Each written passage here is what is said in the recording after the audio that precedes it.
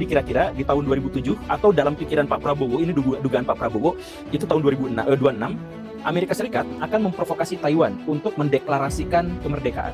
Kalau misalkan sudah seperti itu, maka Cina pasti akan menyerang Taiwan. Kalau misalkan sudah seperti itu, maka Amerika Serikat akan menyerang Cina. Kalau Amerika Serikat menyerang Cina, ada beberapa skenario. Di antaranya adalah Rusia akan membantu Cina dan kemudian menyerang Amerika Serikat. Dan Amerika Serikat kemudian akan menggunakan negara-negara sekutunya untuk balik menyerang. Nah, negara-negara sekutu di Amerika Serikat di antaranya adalah Australia, kemudian Jepang, kemudian Filipina, kemudian negara-negara yang tadi tergabung itu. Nah, jadi FPDA dan AUKUS itu akan sama-sama bergerak bersatu untuk menyerang Cina. Itu. Jadi bukan nyerang Indonesia, tapi nyerang Cina. Masalah utamanya, coba Baraya cek di peta ini.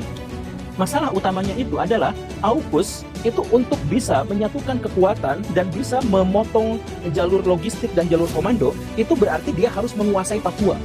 Kan dari Australia, kemudian mau misalkan menggabungkan diri ke Filipina, itu kan berarti dia harus menguasai Papua.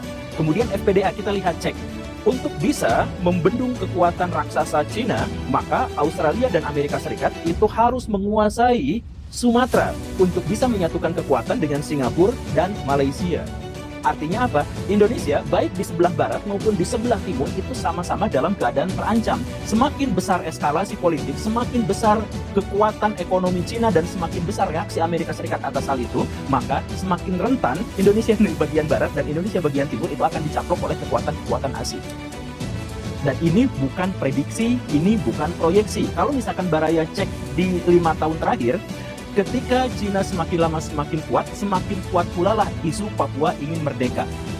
Iya kan? Karena apa? Karena ada kepentingan negara-negara asing untuk bisa menguasai pulau itu sebagai benteng terhadap kekuasaan Australia, sekaligus kekuatan logistik dan militer untuk membuat Australia bisa menyuplai senjata dan kekuatan tempur ke wilayah Filipina. Begitupun dalam 5 tahun terakhir, semakin besar kekuatan dan perang dagang antara Amerika Serikat dengan Cina, maka isu soal Sumatera merdeka itu menjadi semakin besar. Aneh Baraya, Sumatera itu adalah wilayah yang tidak masuk akal untuk pengen melepaskan diri dari Indonesia. Kenapa? Karena setengah dari founding father kita itu adalah orang Sumatera. Mau itu Syahrir, mau itu Tan Malaka, mau itu Hatta, itu adalah orang-orang Sumatera. Nah, jadi mereka seharusnya nggak kepikiran untuk melepaskan diri dari Indonesia. Tapi sekarang ada isu bahwa Sumatera ingin melepas, nggak tahu, itu ada akun Sumatera Merdeka, ingin memerdekakan Sumatera dari Indonesia. Ngeyel, aneh itu. Saya tidak memiliki pilihan apapun selain bahwa itu adalah antek asing, itu kemungkinan adalah hasil kerja FPDA, UNSI ada atau enggak saya nggak tahu, itu ada akun Sumatera Merdeka, ingin memerdekakan Sumatera dari Indonesia. Ngeyel, aneh itu. Saya tidak memiliki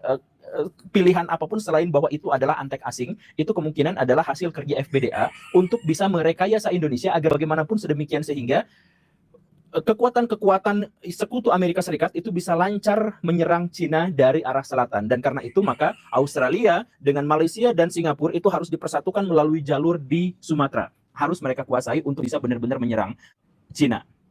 Nah, inilah yang saya duga kenapa Pak Prabowo itu maksa banget untuk menerapkan UU TNI gitu ya.